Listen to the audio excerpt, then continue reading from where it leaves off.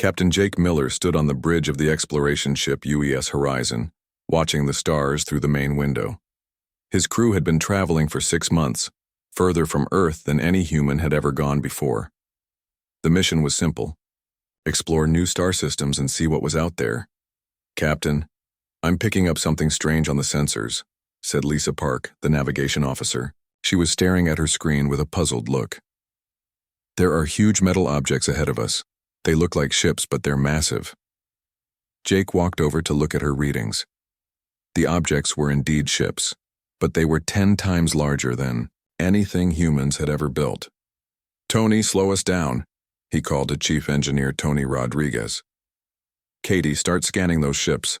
I want to know everything about them." Katie Walsh, the science officer, was already working at her station. Her fingers moved quickly over the controls as she gathered data. "Captain, these ships are using technology we've never seen before. The energy readings are off the charts." Before anyone could respond, the horizon shook violently. Red lights flashed on every panel and alarms started ringing throughout the ship. "We're being pulled in by some kind of tractor beam," Tony reported from his engineering station. "I can't break us free. Whatever they're using is too powerful." Jake remained calm, even as his ship was being dragged toward the massive alien vessels. "Everyone stay at your posts. Lisa, try to establish communication. Use every frequency we have." The alien ships were unlike anything humans had imagined. They were dark gray and covered in strange symbols. Weapon ports lined their hulls and energy fields crackled around them. The largest ship was easily a mile long. A voice suddenly filled the bridge, speaking in a harsh, clicking language that the translation computers couldn't understand. The tone was clearly demanding and threatening. "Katie, can you work on translating that?" Jake asked. "Already on it, Captain. Give me a few minutes," Katie replied, her fingers flying over her keyboard. The Horizon was pulled into a docking bay inside the largest ship. The bay was enormous, filled with smaller alien vessels that still dwarfed the human ship. Alien beings in dark armor surrounded the Horizon as soon as it landed. "Captain, I think I've got the basics of their language figured out," Katie announced. "They're demanding that we surrender immediately and prepare to be interrogated." Jake nodded and activated the ship's external speakers. "Tell them that Captain Jake Miller of Earth requests a meeting with their commanding officer." Katie translated his words, but the response was angry clicking and what sounded like threats. "They're not happy that you didn't immediately surrender," Katie explained. "They're saying that all primitive species must submit to the Zorvac Imperium." "Zorvac Imperium?" Lisa repeated. "That sounds like they control a lot of territory." The airlock door of the Horizon opened, and several alien soldiers entered. They were tall, with scaly gray skin and 4 arms. Their leader wore more elaborate armor and carried what was clearly a weapon. Commander Vextal of the Zorvac Border Patrol had captured hundreds of primitive species over the years. They always reacted the same way when faced with Imperial might. They would either try to flee in terror, fall to their knees begging for mercy, or attack desperately before being quickly defeated. These humans were different. The human captain simply stood there looking directly at Vextal without fear. The other humans continued working at their stations as if nothing unusual was happening. "I am Commander Vextal of the Imperial Border Defense," he announced through his translator. "You have entered Imperial space without permission. You will surrender your vessel and prepare for interrogation." Jake looked at the alien commander with interest rather than fear. "I'm Captain Jake Miller. We're explorers from Earth. We didn't know this was your territory. We'd be happy to discuss this situation with your superiors." Vextal was confused. Where was the cowering? Where were the desperate pleas for mercy? This human was talking as if they were equals. "You dare to make demands?" Vextal growled. "Your pathetic ship will be added to the Imperial fleet. Your crew will be sent to work camps." "That doesn't sound very diplomatic," Jake replied calmly. "Surely we can work something out that benefits everyone." While the captain talked, the other humans continued their work. Lisa was studying the alien ship's design through the sensors, making notes about their technology. Tony was examining the alien weapons with professional interest, mentally comparing them to human designs. Katie was rapidly learning the Zorvac language, picking up new words from every conversation. "Your language is fascinating," Katie interrupted suddenly, speaking directly to Vextal in broken but understandable Zorvak. The grammar structure is similar to some ancient Earth languages. How long has your species been spacefaring? Vextal stared at her in shock.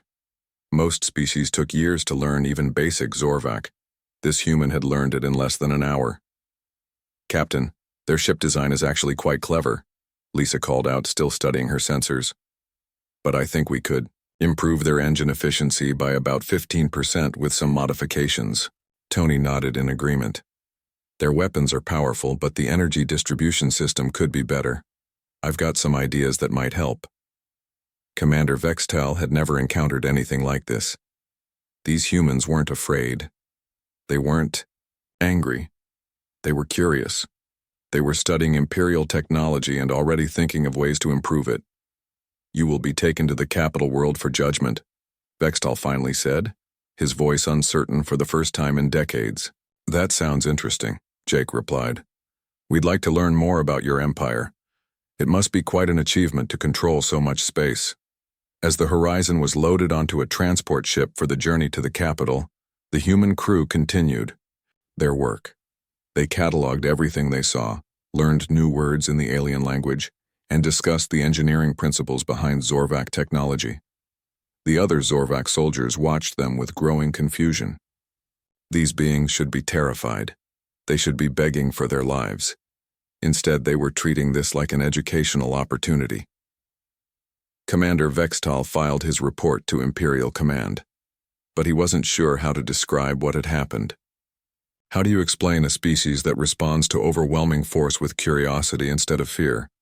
The transport ship jumped to hyperspace, carrying the first humans toward the heart of the Zorvak Imperium. In the cargo hold, the crew of the Horizon continued their discussions about alien technology, completely unaware that their reaction had already begun to change everything. Jake Miller looked out at the swirling colors of hyperspace and smiled. First contact hadn't gone exactly as planned, but it was certainly going to be interesting.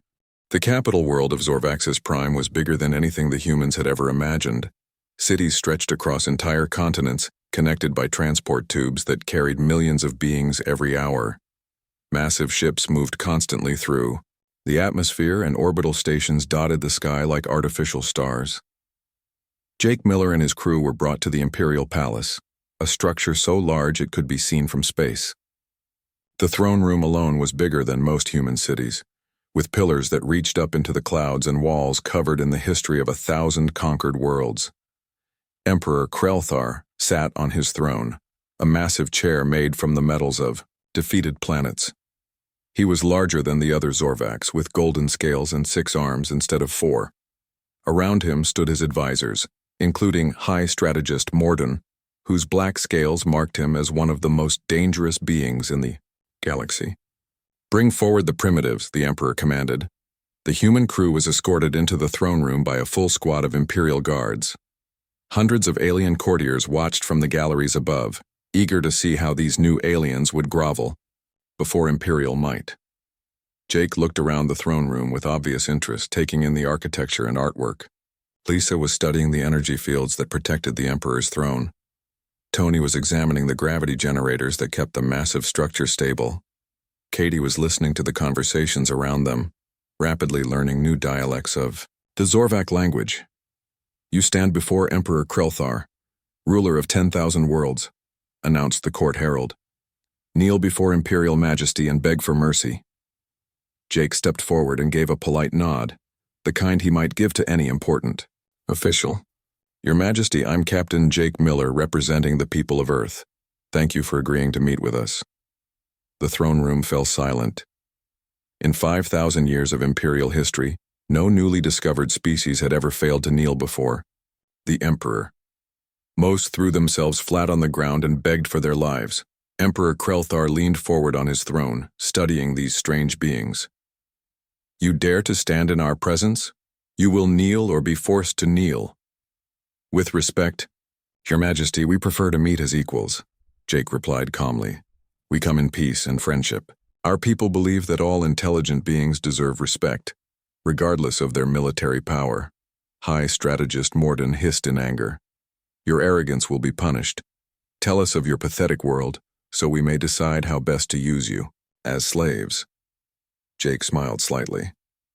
"Earth is a beautiful planet with about 8 billion people. We've had some challenges over the years, but we've learned a lot from them."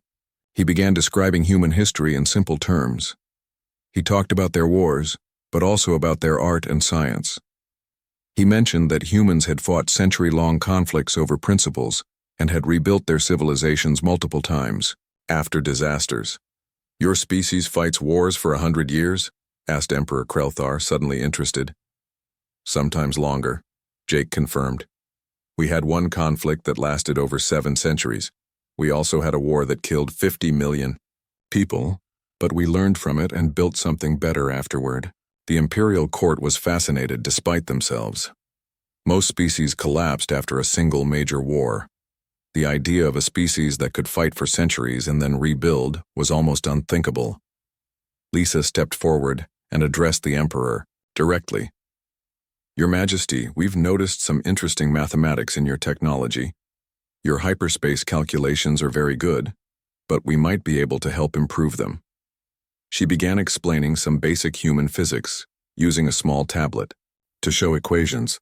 The imperial scientists in the court started paying close attention, as they realized her calculations were actually more efficient than their own. Katie had been quietly listening to the various aliens in the court. She suddenly spoke up in perfect High Zorvak, the formal language used only by the imperial family. "Your language has beautiful complexity, Your Majesty. The way you express concepts of honor and duty is more nuanced than anything we have on Earth." Emperor Krelthar was shocked. High Zorvak took decades to master, even for native speakers. This human had learned it in a few hours just by listening. "Your species learns quickly," he observed. "We have to," Tony replied. "Our planet has forced us to adapt constantly. Different climates, natural disasters, limited resources. We learn to innovate or die." High Strategist Morden tried to regain control of the situation. "Enough. These primitives will be sent to the slave camps immediately. Their world will be conquered and their people put to work." Jake looked at Morden with the same calm expression he'd maintained throughout the meeting. "That would be unfortunate. We'd prefer to be allies. We have a lot to offer." "You have nothing we need," Morden snarled. "Are you sure?" Katie asked. "We solved faster than light communication 200 years ago. We noticed your empire still uses relay stations for long-distance messages." The court erupted in excited whispers. Instantaneous communication across the galaxy was something the Empire had tried to develop for thousands of years. Lisa continued the demonstration. "Our manufacturing techniques might interest you too. We can build strong materials using very common elements, and our agricultural methods could increase food production on most worlds." Emperor Krelthar raised his hand for silence. These humans were not reacting like any species he had ever encountered. They showed no fear, offered valuable knowledge freely, and treated the imperial court like a business meeting. "You claim to have these technologies, yet your ship is primitive compared to ours," he pointed out. "We're explorers, not warriors," Jake explained. "That ship was built for discovery, not conquest. If you're interested in seeing our real capabilities, we'd be happy to arrange a demonstration." "You would share your technology with us?" asked the Emperor. "Why not? If we're going to be neighbors, we should help each other," Jake replied. Morden was becoming increasingly agitated. "My Emperor, this is clearly a trick. No species offers aid to those stronger than themselves. They must be planning some kind of attack." "We don't plan attacks," Tony said firmly. "We solve problems. Right now, the problem is that two intelligent species have met and need to figure out how to coexist peacefully." Emperor Krelthar studied the humans for a long moment. In his 5,000 years of rule, he had seen every type of alien reaction to imperial power: fear, anger, desperation, cunning, and false bravery. But never this calm confidence combined with genuine friendliness. "These beings are unusual," he finally said. "We will consider your offer of alliance. But first, you must prove your worth to the Empire." "What kind of proof?" Jake asked. High Strategist Morden smiled coldly. There is a system called Cathari that has been in rebellion for 30 years. If you can succeed where our armies have failed, perhaps you are worthy of consideration. The challenge was meant to be impossible. The Cathari system was a death trap that had consumed entire Imperial fleets. Jake looked at his crew, who all nodded. We accept your challenge, Your Majesty. When do we start? The Emperor leaned back on his throne, more intrigued than he had been in centuries. These humans were either the most foolish species in the galaxy, or something entirely new. Time would tell which. The Cathari system had been a problem for the Zorvak Empire for 30 years. 3 planets full of rebels who refused to accept Imperial rule, despite overwhelming military pressure. Countless Imperial fleets had been sent to crush the rebellion, but the Cathari always found ways to strike back. High Strategist Morden was pleased with his choice of test.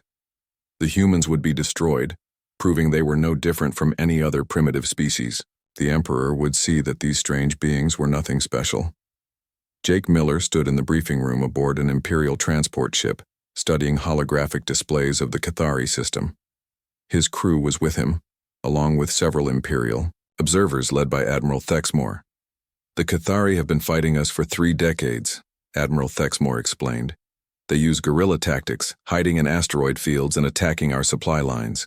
We've tried everything: blockades, orbital, bombardment, even biological weapons. Nothing works.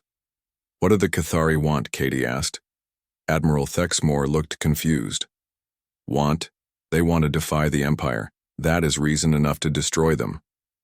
But why did they rebel in the first place? Lisa pressed. It doesn't matter, the Admiral replied. Rebellion against the Empire cannot be tolerated. Jake studied the tactical displays showing decades of failed Imperial campaigns. We'd like to try a different approach.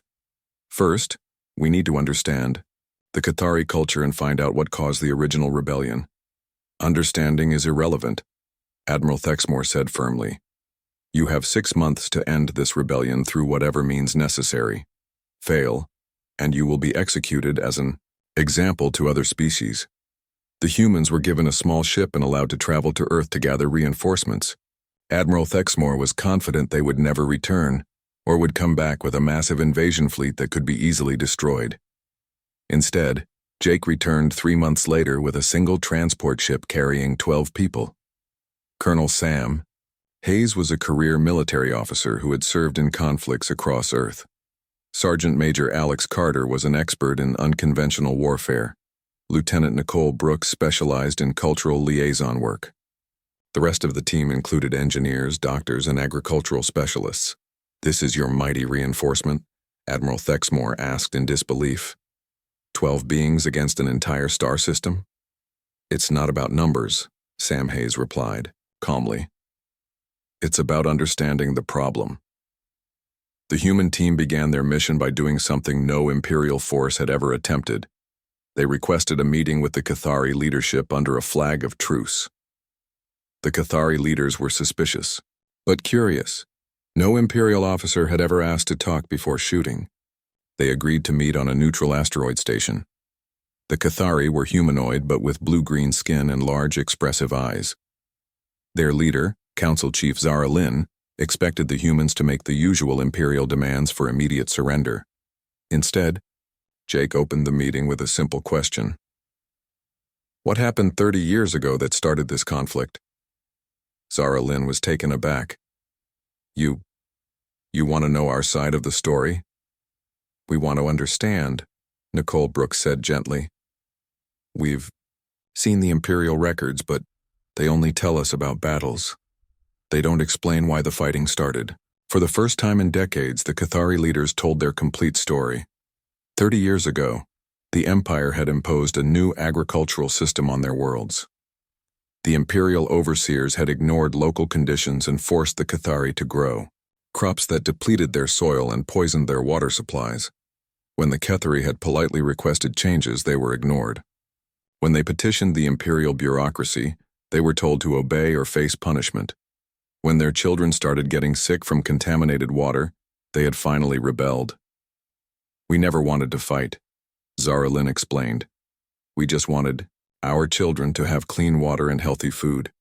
Jake looked at his agricultural specialists. Can we fix their farming problem? Dr. Rachel Green, the team's agricultural expert, had been studying data from the Cathari worlds. Absolutely. They're dealing with soil depletion and water contamination. We've solved similar problems on Earth dozens of times. It would take years to restore the soil, Zaralyn said sadly. Our people are already starving. Not if we do it right, Rachel replied. We can introduce nitrogen-fixing plants to restore soil health in one growing season. For the water, we need to remove imperial chemical treatments and replace them with biological filtration systems. Alex Carter, the military specialist, had been studying the tactical situation. If you're willing to work with us, we can also help improve your defensive capabilities. But our goal isn't to help you fight the Empire. It's to make fighting unnecessary. Over the following months, the human team worked closely with the Cathari. They introduced crop rotation techniques that had been used on Earth for thousands of years.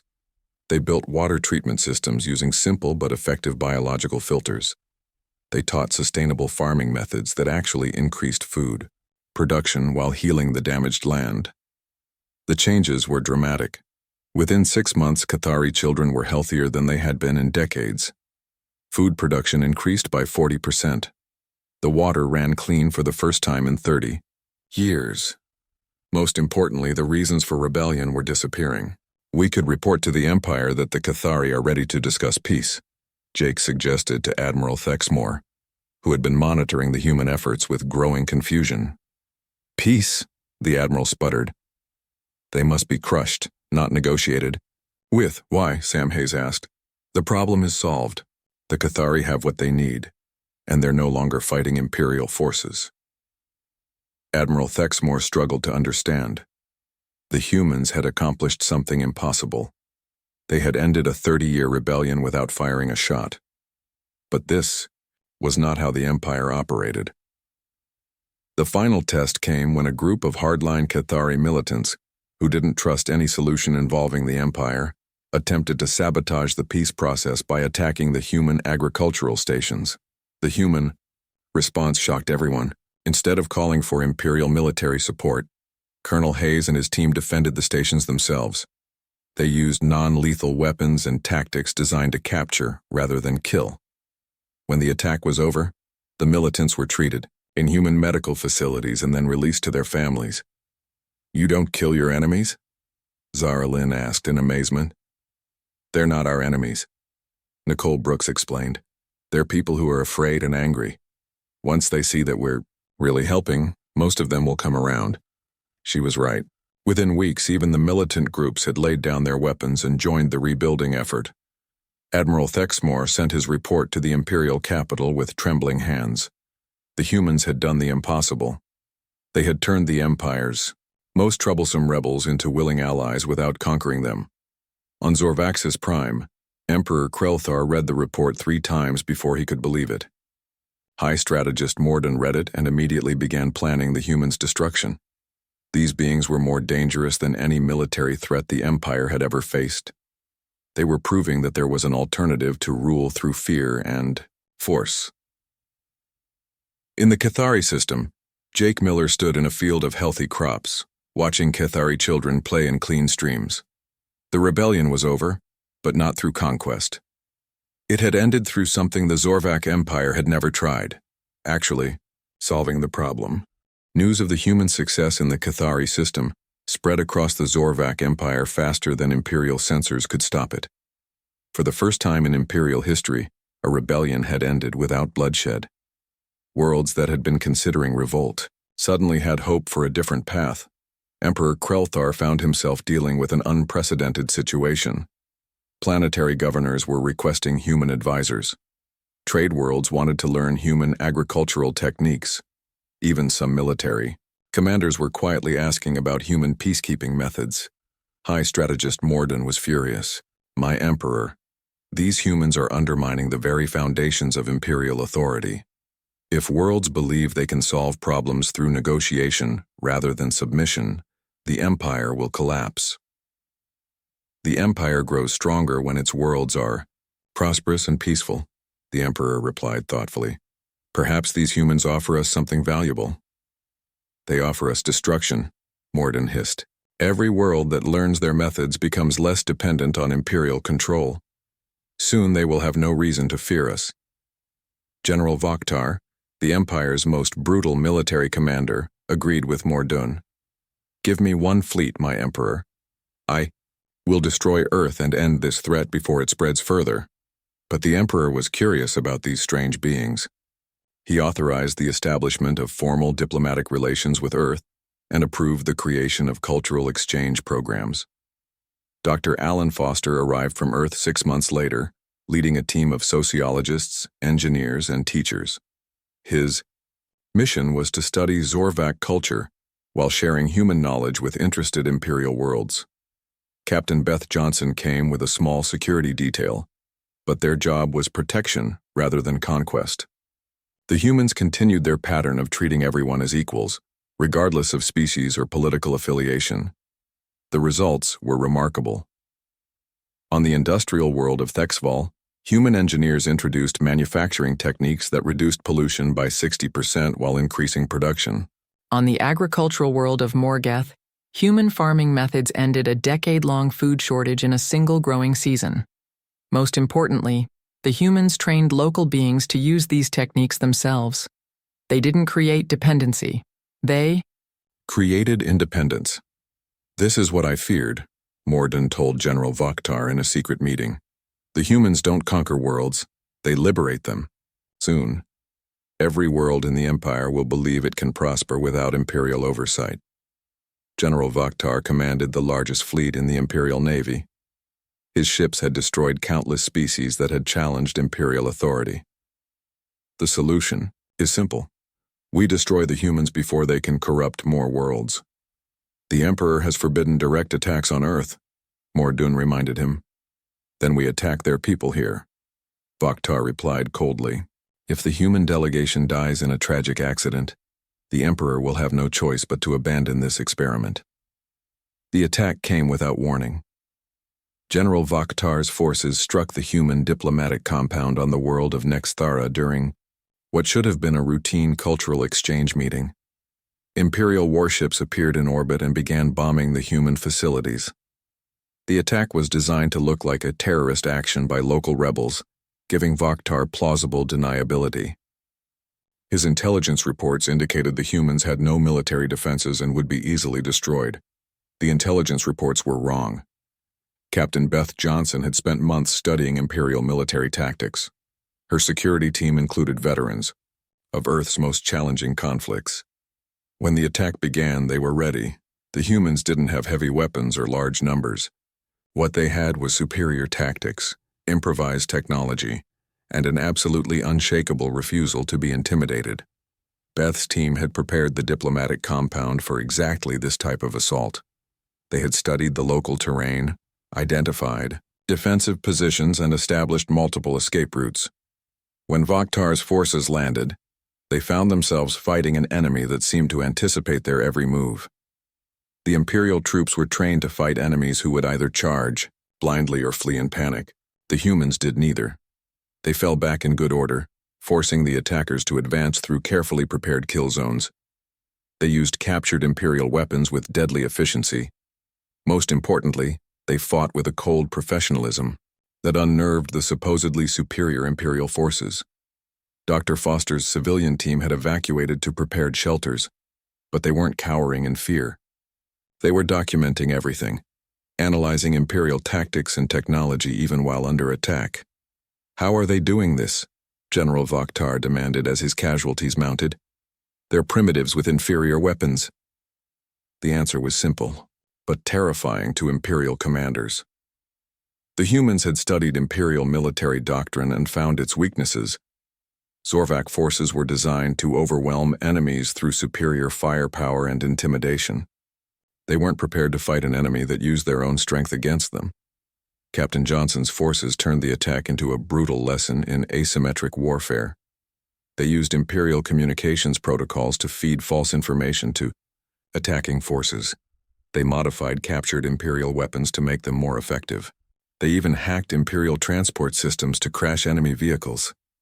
The humans didn't just survive the assault, they systematically dismantled it.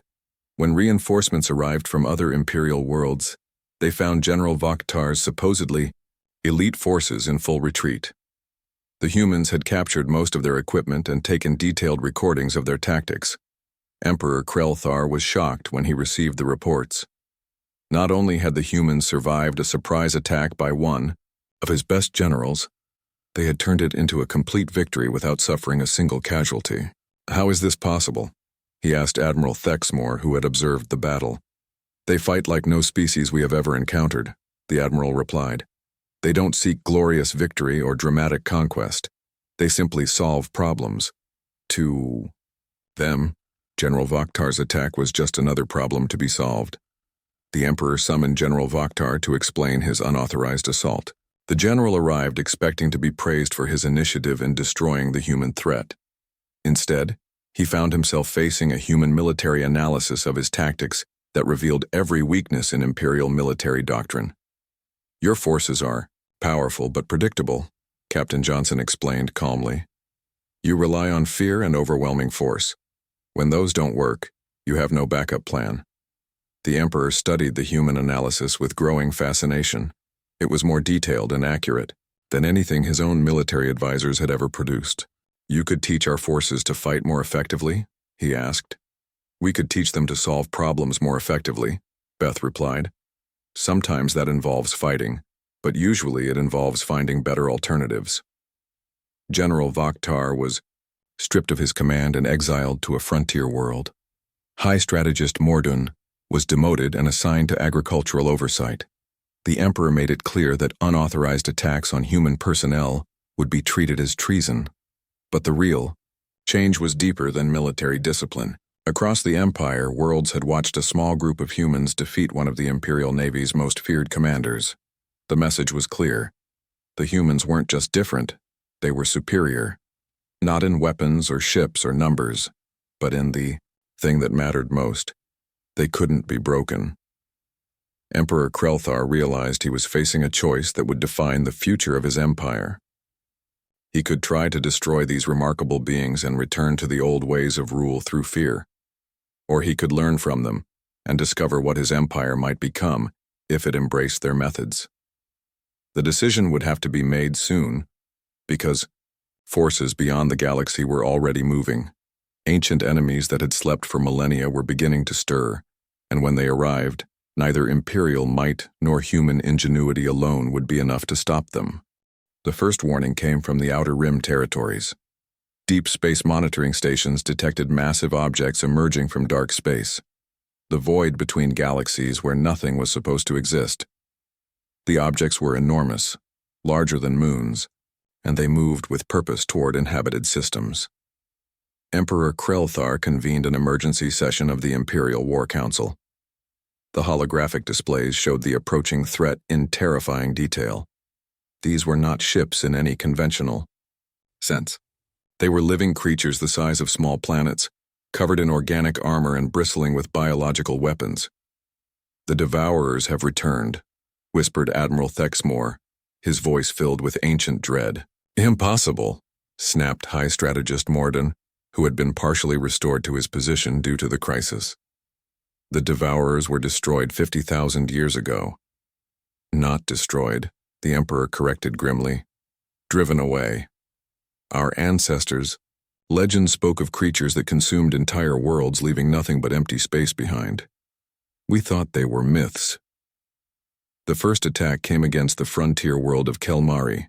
The Imperial fleet stationed there was one of the largest in the galaxy, 300 warships with enough firepower to destroy small moons. The battle lasted exactly 17 minutes. When it was over, Kelmari was gone. Not conquered, not damaged, completely consumed. The Devourer had literally eaten the planet, absorbing its mass and energy to fuel its own growth. "Send the second fleet to intercept the creature," the Emperor commanded. The second fleet was twice the size of the first. It lasted 34 minutes. Panic spread across the Empire as more Devourers emerged from dark space. These creatures couldn't be negotiated with, couldn't be bribed or threatened. They had only one purpose: to consume everything in their path until the galaxy was empty. Traditional Imperial tactics were useless. The Devourers absorbed energy weapons and used the power to grow stronger. Physical projectiles couldn't penetrate their armor. Nuclear weapons only provided them with more energy to consume. "We need the humans," Emperor Krelthar announced, after the loss of the Fifth Fleet. "Primitives cannot help us against this threat," Morden protested. "We need more ships, bigger weapons." "Bigger weapons have failed," the Emperor replied. "We need different weapons." Jake Miller, now holding the rank of Admiral in the Joint Human-Imperial Defense Force, arrived at the capital with his usual small team. Instead of massive fleets, he brought engineers, scientists, and the reformed General Vokhtar, who had spent months learning human military philosophy. "What do you know about these Devourers?" Jake asked, studying the tactical displays. "They are ancient enemies," the Emperor explained. "They consume planets and use the energy to reproduce. Eventually, they will strip the galaxy of all life." "How? Were they stopped before?" asked Dr. Foster, who had become the chief human Imperial cultural liaison. "The legends say they were driven away by a great alliance, but the details were lost thousands of years ago," Admiral Thexmore admitted. Katie Walsh, now the Empire's leading xenolinguist, had been studying ancient Imperial records. "I think I found something. The old texts mention seeds of light that could harm the Devourers, but the translation is unclear." "Seeds of light?" Jake mused. "That sounds like some kind of energy weapon." "No," said Captain Lisa Park, who had been analyzing Devourer biology. "Look at their feeding patterns. They absorb all forms of energy, heat, radiation, kinetic force, but they avoid certain star types." She brought up a star chart showing the Devourers' movement patterns. "They're avoiding systems with variable stars, pulsars, quasars, anything with irregular energy output." Tony Rodriguez, now chief of Human Imperial Joint Engineering, suddenly looked excited. "That's it. They can absorb steady energy, but irregular patterns overload their systems." "Like noise-canceling headphones," Beth Johnson added. "They work against steady sounds, but random noise breaks through." The solution was typically human, elegant, unexpected, and based on principles the Empire had never considered. Working together, human and Imperial scientists developed a new type of weapon. Instead of trying to overpower the Devourers with massive energy bursts, they created devices that generated chaotic, random energy patterns. The first test was against a Devourer approaching the heavily populated world of Therex Prime. The joint Human-Imperial fleet, commanded by Admiral Jake Miller and General Vokhtar, engaged the creature using the new chaos weapons. The effect was immediate and dramatic. The Devourer's armor began to crack and fracture as it tried to process the random energy patterns. Its feeding mechanisms broke down. For the first time in 50,000 years, a Devourer retreated. "It works," breathed Admiral Thexmore, "but there are dozens more of them." The final battle took place at the galaxy's core, where the largest concentration of Devourers had gathered to feed on the central black hole. The joint fleet that assembled there was unlike anything in galactic history. Human ships flew alongside Imperial dreadnoughts. Kethari vessels, grateful for their liberation, joined forces with former enemies. Even the reformed Zorvak military used human-inspired tactics of coordination and adaptation rather than simple overwhelming force. Captain Lisa Park commanded the technical division, coordinating chaos weapon fire across hundreds of ships. The Cathari scientist Zephyra, working with Tony Rodriguez, had improved the weapons to the point where they could disrupt Devourer reproduction. The battle was desperate and chaotic. The Devourers had grown enormous by consuming entire star systems. Their weapons could destroy ships with a single touch. But the combined fleet had something the creatures couldn't understand or counter: cooperation, human adaptability, Imperial firepower, Cathari ingenuity, and dozens of other species' unique talents combined into something greater than the sum of its parts. When one ship fell, others immediately adjusted to fill the gap. When weapons failed, new solutions appeared within minutes. The largest Devourer, a creature the size of a small star, tried to consume the fleet's flagship.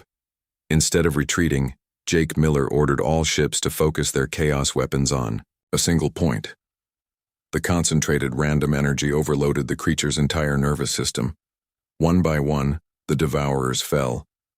Some were destroyed outright, others fled back to dark space, their feeding patterns permanently disrupted. When the battle was over, the galaxy was safe. But more importantly, it was changed. Emperor Krelthar stood in his throne room, but he no longer sat on the throne of conquered worlds. Instead, he stood at a simple podium, addressing representatives from thousands of species as equals. "The Zorvak Imperium is no more," he announced. "In its place, we establish the Galactic Cooperative, an alliance of free worlds working together for mutual benefit." The transformation wasn't just political. The cooperation that had saved the galaxy from the devourers had created something new. Worlds that had been enemies for millennia were now partners. Species that had never trusted anyone were sharing their most advanced technologies.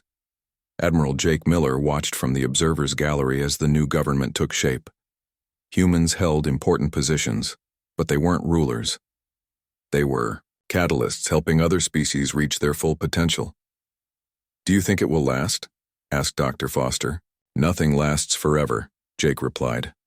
"But it's a good start." Captain Beth Johnson, now commanding the Cooperative Defense Force, was already planning for the future.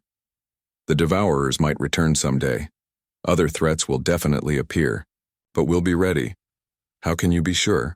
asked former General Vokhtar, who had become one of the most effective advocates for human-style problem-solving.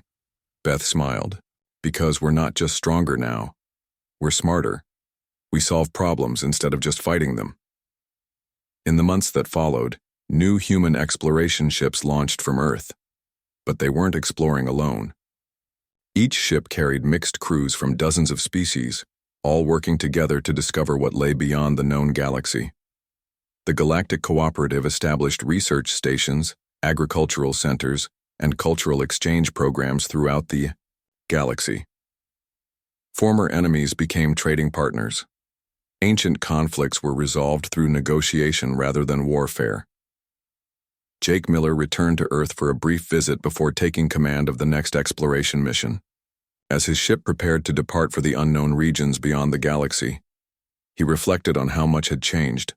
Humans had stumbled into a galactic empire and remained unshaken. But in the end, they hadn't conquered the empire. They had inspired it to become something better. The galaxy was vast and full of wonders waiting to be discovered. And for the first time in its history, those wonders would be explored by beings working together as partners, rather than conquerors. The Age of Empires was over. The Age of Cooperation had begun.